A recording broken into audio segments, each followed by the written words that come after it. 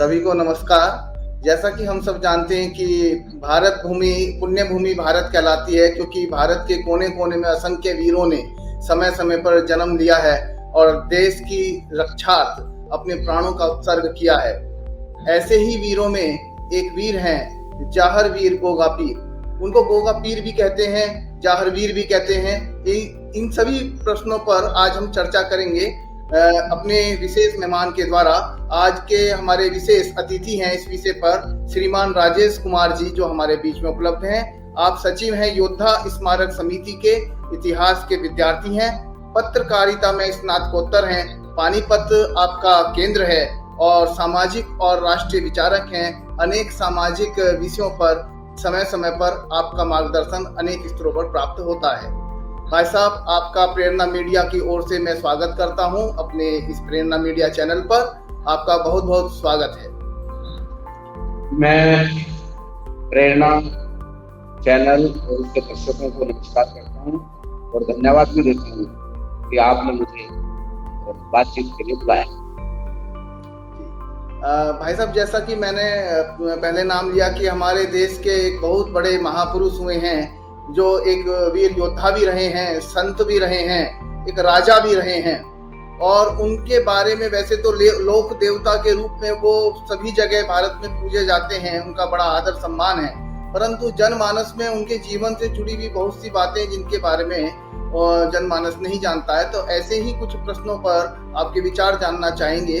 सबसे पहले तो आप जाहर वीर गोगा जी जो हैं, उनका परिचय दीजिए कि वो कौन हैं और क्यों उनका महत्व है।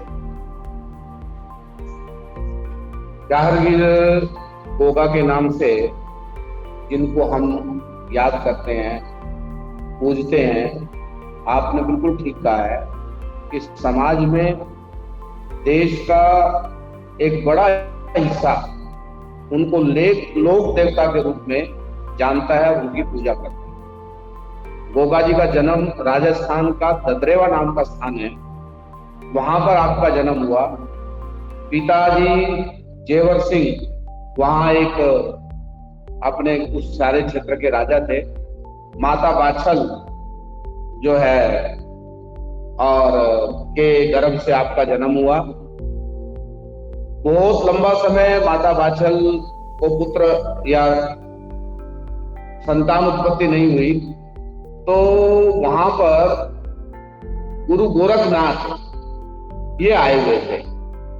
और जब ये राजा और रानी यानी दोनों माता पिता ये गए और उनसे प्रार्थना की, निवेदन किया कि हमको आशीर्वाद दीजिए, तो ऐसा बताया जाता है कि गुरु गोरखनाथ जी सिद्ध महापुरुष थे और उन्होंने गूगल जो है दी और गूगल को उन्होंने कहा कि आप इसका सेवन कीजिए।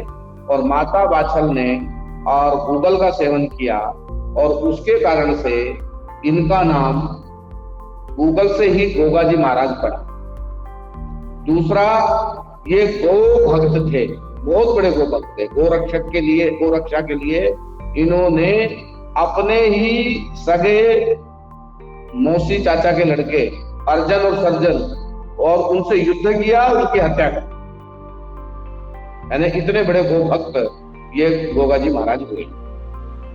दूसरा प्रश्न है इसी संबंध में, जैसा कि आपने बताया कि गुरु गोरखनाथ जी के आशीर्वाद के फलस्वरूप इनका जन्म हुआ और गूगल नाम की जो औषधि है उसका सेवन इनकी माता को कराया गया। उसके पश्चात उनकी माता को पुत्र रत्न के रूप में इनकी प्राप्ति हुई।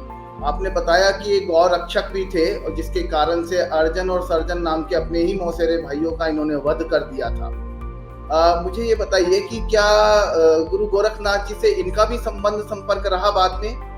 हाँ, इन्होंने गुरु गोरखनाथ को अपना गुरु का स्थान दिया और इनकी जो गोगा मेड़ी है, जो स्थान है, वहां पर गोरखनाथ का टीला आज भी मौजूद है और गुरु के रूप में उनसे प्रशिक्षण भी लिया, उनके सानिध्य में रह करके ज्ञान भी अर्जित किया और उन्होंने उनको अपने गुरु के रूप में स्वीकार किया। अक्सर इनकी जो तस्वीरें उपलब्ध हैं लोक देवता के रूप में, या कहीं इनके जो पुराने चित्र उपलब्ध हैं, उनमें इनके साथ में सांप को जरूर दिखाया जाता है। तो सांप अथवा सर्प से इनका क्या संबंध है और सांप इनके साथ में क्यों दिखाया जाता है, जरा इस पर भी प्रकाश डालिए। सांप क्या है, देखिए इसको यदि आज वैज्ञानिक पद्धति के आधार पर यदि मैं कहूं तो अपने गुरु गोरखनाथ जी की कृपा से और गोगा जी महाराज ये सांप को अपने वश में करने की विधि जानते थे, सांप का विष उतारने की विधि जानते थे। हमारा समाज है, लंबा समय हो गया, कालांतर में ये चमत्कार के रूप में स्थापित हो गया। वास्तव में चमत्कार नहीं, मैं तो ये इसको कहूंगा कि वो इस विधि को जानते थे। आज भी गांव में गोद स्थानों पर सांप का जहर उतारने वाले अनेक लोग आपको मिल जाएंगे जो कहते हैं कि हाँ भाई सांप का कांटा उसके पास लेके चले जाओ, वो उस व्यक्ति का जहर उतार देंगे। तो वास्तव में ये विद्या है। तो सांपों को अपने वश में करने की विद्या ये गोगा जी महाराज जानते थे, जिसके कारण से गोगा के साथ सांपों का मित्रवत व्यवहार रहता था और नाग प्रदेश से भी इनका संबंध है। तो इस प्रकार इसी कारण से गोगा जी और सांपों का आपस में संबंध ये माना जाता है। भाई साहब बहुत अच्छी बात आपने बताई कि किस प्रकार से जो गोगा जी जो थे वो एक राजा भी थे और वो एक संत भी थे और उसके साथ ही वो एक आयुर्वेदाचार्य भी थे और उनको गुरु गोरखनाथ जी की कृपा से एक ऐसी विद्या की भी उपलब्धि उन्होंने ली थी जिससे वो जहरीले जीव जंतु सांप इत्यादि को अपने वश में कर लेते थे। बहुत अच्छी बात आपने बताई। इनके विषय में कहा जाता है कि इन्होंने सोमनाथ मंदिर की रक्षा की थी, तो जरा इस पर प्रकाश डालिए कि ऐतिहासिक रूप से ये कितना सत्य है और किस प्रकार से इन्होंने सोमनाथ मंदिर की रक्षा की थी। गोगा जी महाराज का जो जन्म है वो 1003 में हुआ ईस्वी में और 9वीं के दिन हुआ, भादवे की 9वीं को जो है उनका जन्म हुआ, यानी जन्माष्टमी से अगले दिन।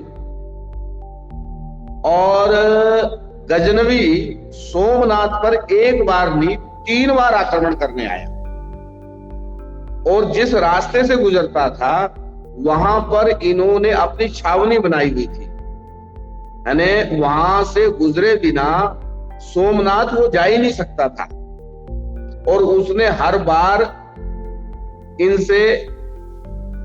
इनके आक्रमण को झेलना पड़ा। इस बार जब तीसरी बार ये आए, ये लगभग 1081 के आसपास की बात है, तो जब ये आए, यानी मैं ये 1081 कह रहा हूं तो वो कह रहा हूं विक्रमी संवत सन की यदि बात करें, ईस्वी की यदि बात करें तो 1024। तो उस समय जब ये आए तो इनको लगा कि हर बार ये मेरी बाधा बनते हैं, तो अपने एक सिपह सलार को और गजनवी ने भेजा और बहुत भेंट लेकर के भेजा कि मुझे केवल रास्ता दे दो सोमनाथ जाने का। हालांकि क्योंकि ये 2 बार पहले भी आक्रमण कर चुके थे, तो गोगा जी ने अपने बेटे और पोते को सोमनाथ पहले भेज दिया था वहां के लोगों को जगाने के लिए, और वो बेटे और पोते वो जन जागरण करते हुए सामंतों को, उस समय के राजाओं को, उनको सबको जागृत करते जा रहे थे। इन्होंने भी अपने जो समकक्ष राजा थे आसपास के सबको संपर्क किया था कि गजनवी ऐसे भारी भरकम फौज लेकर के युद्ध करने के लिए आ रहा है। गजनवी को ध्यान में आ गया कि ये पूरी तैयारी करे, इससे पहले मुझे बढ़ जाना चाहिए। तो उस समय ऐसा वर्णन आता है कि अपने परिवार के जितने भी छोटे बड़े पुरुष लोग थे सबको लेके 78 वर्ष की आयु में, 78 से 80 वर्ष, कहीं 80 वर्ष में वर्णन आता है, आयु में अपने परिवार के सब पुरुषों को लेकर के अकेले, अब जो उनकी टुकड़ी थी, सेना थी, और उसको लेकर के वो अकेले गजनवी से भिड़ गए। और वो गुरिल्ला युद्ध के भी जानकार थे, बड़े जबरदस्त योद्धा थे, क्योंकि हमारे यहाँ संख्या में कम होने पर शत्रु के साथ कैसे लड़ना है ये प्राचीन काल से परंपरा हमारे यहाँ रही है। और उन्होंने गजनवी के हरा तो नहीं पाए, उसको रोक तो नहीं पाए, लेकिन उन्होंने उन्होंने उनकी सेना का बहुत बड़ा नुकसान किया और इस युद्ध के मैदान में वो वीर गति को प्राप्त हुए। ये जो गोगा के साथ पीर शब्द जुड़ा है, ये पीर शब्द इसलिए जुड़ा है कि जो गजनवी था, क्योंकि गुरिल्ला युद्ध होने के कारण से वो प्रकट होते थे एकदम, यानी यहाँ युद्ध किया गायब हो गए, अब दूसरी जगह प्रकट हो गए। गुरिल्ला युद्ध की विशेषता रहती है। और वो बोला ये तो जीता जागता पीर है, यानी जैसे कहीं भी ये प्रकट हो सकता है, इसके कारण से उन्होंने पीर शब्द जोड़ दिया। और दूसरा, इस देश का दुर्भाग्य भी है, कुछ इतिहासकारों ने जानबूझ करके समाज में जो बहुत ख्याति प्राप्त हमारे देवी देवता कह लीजिए, लोक देवता कह लीजिए, महापुरुष कह लीजिए थे, जानबूझ करके उनके साथ पीर शब्द अथवा इस्लाम से जोड़ करके उनको देखा गया। बाद में उन्होंने जोड़ा इसलिए कि कायम खान एक इन्हीं के परिवार में से 13वीं पीढ़ी में जाकर के, और वो मुगल शासक ने उनको पाला और धीरे धीरे उसको और इस्लाम ही स्वीकार करा दिया और उससे जोड़ दिया। क्योंकि देखो ये कायम खान मुसलमान है और इसलिए अंत समय में गुरु गोरखनाथ ने, इसने अपने गोगावीर ने भी कलमा पढ़ लिया था और वो मुसलमान बन गया था। ऐसी अप्रमाणिक असत्य बात जोड़ करके गोगा जो गोभक्त था, जो गजनवी से एक बार नहीं 3-3 बार लड़ा, ऐसे महापुरुष को उन्होंने उनके इतिहास को विकृत किया। वो चौहान वंशी थे और आज उनकी पूजा बड़े समाज में सब वर्ग करते हैं। तो इसलिए गजनवी को इस प्रकार से, और मजेदार बात मैं आपको बताऊं इसमें, इनके जो पुत्र और पौत्र जब गए, उनको ध्यान में आ गया इतनी बड़ी सेना को हम नहीं रोक पाएंगे, तो वो लौटते समय ऐसे मुहाने पे बैठ गए कि जहां से उनकी सेना को गुजरना था। गजनवी ने लूट का माल लेकर के, और उन्होंने कहा भी तुम हमें छोटे रास्ते से भेज सकते हो क्या? तो इन्होंने कहा भाई भेज तो देंगे, पर हम क्यों भेजे, आप हमें क्या दोगे? स्वांग रचा और उन्होंने कहा कि भाई ठीक है, मेरी ऊंटनी पे जितना धन दौलत आ सकता है, सोना चांदी आ सकता है, हीरे जवाहरात आ सकते हैं, आप इस पे रख दो, इसको लाद दो और मैं फिर जो है और आपको रास्ता बताऊंगा। उन्होंने कहा उनको क्योंकि निकलना था और ये डाल दिया उनको। फिर गजनवी की सेना को वो इतने खतरनाक रास्ते से, रेगिस्तान के रास्ते से लेके गए कि उसकी मैक्सिमम लोग उस रेगिस्तान में ही और जो है खत्म हो गए और दफन गए। ऐसा वर्णन भी इतिहासकार करते हैं।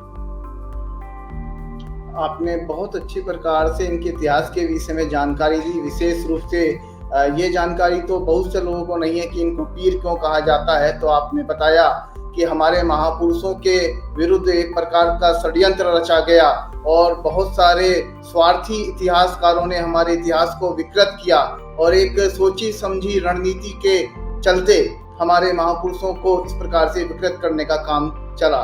दूसरी बात आपने बताई कि किस प्रकार के से उनके पौत्र ने बाद में गजनवी जो आक्रांताकारी था उसकी सेना को उस बियाबान रेगिस्तान में जाकर भेंट चढ़ा दिया। एक प्रकार से उसने देखा कि इनका हम सामना नहीं कर सकते हैं, उसके बावजूद किस प्रकार से हम उनसे अपना बदला ले सकते हैं। तो मातृभूमि की रक्षा करते हुए एक रणनीति के तहत उन्होंने उनकी सेना को नुकसान पहुंचाया, हानि पहुंचाई। बहुत अच्छी बात आपने बताई। इसके बाद में एक और प्रश्न आपसे पूछना चाहूंगा कि बहुत से लोगों की ये मान्यता है और विशेष रूप से इनके जो भक्त हैं वो ऐसी मान्यता रखते हैं कि जो गोगामेड़ी स्थान है राजस्थान में, वहां पर इन्होंने जीवित समाधि ले ली थी अपने घोड़े के साथ में। इसके विषय में आप क्या कहना चाहेंगे?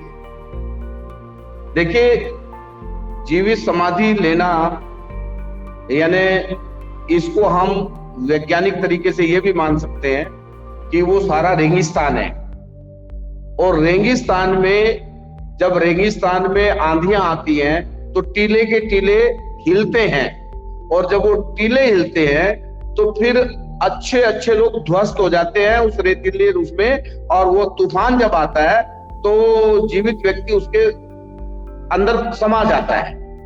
ये एक पक्ष हो सकता है। दूसरा पक्ष इसका ये है, हमारे यहाँ सिद्ध पुरुष समाधि लेते हैं। समाधि लेने के कारण से लोगों ने उनको कहना शुरू कर दिया, उन्होंने तो समाधि ली थी अंतिम में, और क्योंकि वो कलमा पड़ा था तो इसलिए उनको दफनाया गया और उनको जलाया नहीं गया। तो हमारे यहाँ जो सिद्ध पुरुष होते हैं वो समाधि लेते हैं। आज भी संत परंपरा में आप देखेंगे, हाँ एक अंतर होता है, जो इस्लाम को मानने वाला है वो जब उसको कब्र में दफनाया जाता है तो उसको सीधा लिटाया जाता है, और हमारे यहाँ जो संत महापुरुष जब वो समाधि लेते हैं तो वो समाधि की जो अवस्था होती है, यानी योग आसन लगा करके पलौथी मार करके वो लोग बैठते हैं, और उस समय पर उनको बैठे हुए शरीर के में जो है वो समाधि दी जाती है। तो ये दो तथ्य है, एक सिद्ध महापुरुष होने के नाते हो सकता है ये तथ्य है, क्योंकि अभी इसका एकदम सीधा सीधा कहीं लिखित वर्णन नहीं है, ये दंत कथाओं के आधार पर है। और दूसरा कि दलदल में भी जो रेगिस्तान का जो एक प्रकार का वो रहता है, उसमें भी कई बार तूफान इतना भयंकर आता है कि भवन के भवन ध्वस्त हो जाते हैं और घोड़ा और व्यक्ति तो चीज क्या है। तो ये दोनों विषय हो सकते हैं, लेकिन इसका वर्णन इतिहासकार यही करते हैं कि वो गजनवी से युद्ध करते हुए वीर गति को प्राप्त हुए। विदेशी आक्रांता जो सोमनाथ मंदिर को लूटने की मानसिकता को लेकर के आया था, उनसे युद्ध करते हुए वो वीर गति को प्राप्त हुए। देवता के रूप में गोगा वीर जो है, या जिनको हम वीर कहेंगे तो ज्यादा अच्छा रहेगा, तो मैं इस कार्यक्रम के माध्यम से अपने सभी श्रोताओं को ये कहना चाहूंगा कि जब भी हम जाहर वीर गोगा जी की बात करते हैं तो उनके साथ में पीर शब्द का प्रयोग हम बिल्कुल भी ना करें। कुछ स्थानों पर पीर शब्द का प्रयोग होता है, तो जैसा राजेश जी भाई साहब ने बताया, तो हमें समझना चाहिए कि वो एक षड्यंत्र के चलते हमारे महापुरुषों के साथ ऐतिहासिक छेड़छाड़ की गई है, तो हम ऐसे शब्दों का उपयोग ना करें। भाई साहब आपने बहुत अच्छी जानकारी दी। मैं अंतिम प्रश्न के रूप में आपसे यह पूछना चाहूंगा कि जाहर वीर गोगा जी के जीवन से जो शिक्षा हमें मिलती है उसका आज के परिप्रेक्ष्य में क्या महत्व है, आज का युवा वर्ग और आज की पीढ़ी उनसे किस प्रकार से प्रेरणा ले सकती है, इसके विषय में कुछ बताएं। आज समाज में समाज को तोड़ने के कारण से कुछ शक्तियां सक्रिय है जो समाज को तोड़ना चाहती है। गोगा जी महाराज समाज के ऐसे लोक देवता हैं जो जातियों के बंधन को तोड़ते हैं।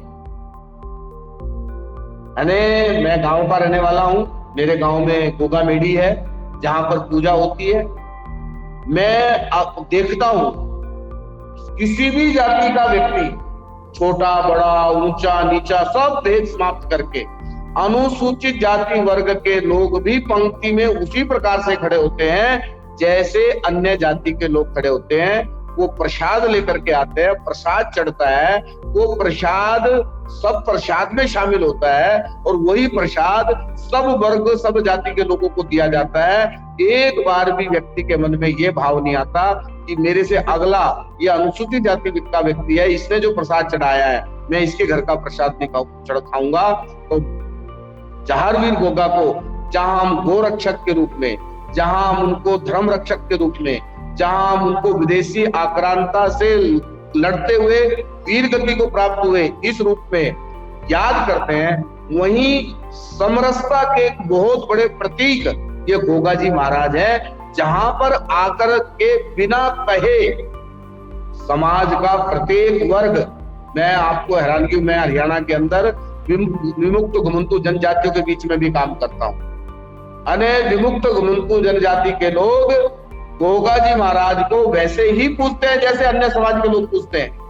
वो गोगा मेढ़ी पर पैदल कई दिन की पैदल यात्रा कर करके ददरेवा पहुंचते हैं समाज के लोग, और उसमें कोई भेदभाव नहीं होता। तो ऐसे समरसता के प्रतीक गोगा जी महाराज, गोरक्षक ऐसे गोगा जी महाराज और विदेशी आक्रांता को खदेड़ने की हिम्मत रखने वाले संख्या में कम होने के बावजूद भी गोगा जी महाराज ने ये लड़ाई लड़ी। तो मैं समझता हूं आज के समाज में हम सब के लिए वो प्रेरणादायी है और हमें उनको लोक देवता के रूप में, महापुरुष के रूप में याद करना चाहिए। इतना ही मैं कहना चाहता हूँ। बहुत बहुत धन्यवाद भाई साहब, आपने बहुत अच्छी तरीके से हम सबको ये समझाने का प्रयत्न किया कि गोगा वीर जाहर जी का किस प्रकार से ऐतिहासिक महत्व रहा है, क्या उनका इतिहास रहा है, किस प्रकार से गौ रक्षक और धर्म रक्षक के रूप में अपनी भूमिका का उन्होंने निर्वहन किया, किस प्रकार से भारत भूमि पर, पुण्य भूमि भारत पर आक्रमण करने वाले विदेशी आक्रमणकारियों से उन्होंने जो है युद्ध लड़ा और युद्ध लड़ते हुए वीर गति को प्राप्ति की। और अंत में आपने यह भी बताया कि हमारी युवा पीढ़ी को किस प्रकार से उनसे प्रेरणा लेते हुए राष्ट्र धर्म की रक्षा के लिए, सामाजिक समरसता के लिए और वर्तमान समय में जो सनातन धर्म के विरुद्ध खड़ी हो रही शक्ति है उसके विरुद्ध एकजुट होकर धर्म की रक्षा के लिए तत्पर रहना चाहिए। आपने हम सबको ये बताया, उसके लिए आपका बहुत बहुत धन्यवाद। और आपने अपना अमूल्य समय प्रेरणा मीडिया के लिए दिया, उसके लिए मैं डॉक्टर प्रताप निर्भय सिंह अब प्रेरणा मीडिया परिवार की ओर से आपका हार्दिक धन्यवाद देता हूं। आपका बहुत बहुत आभार भाई साहब, धन्यवाद, नमस्कार। धन्यवाद। मैं भी मीडिया प्रेरणा का एक बार पुनः धन्यवाद करता हूँ, आपके दर्शकों का पुनः धन्यवाद करता हूँ। धन्यवाद।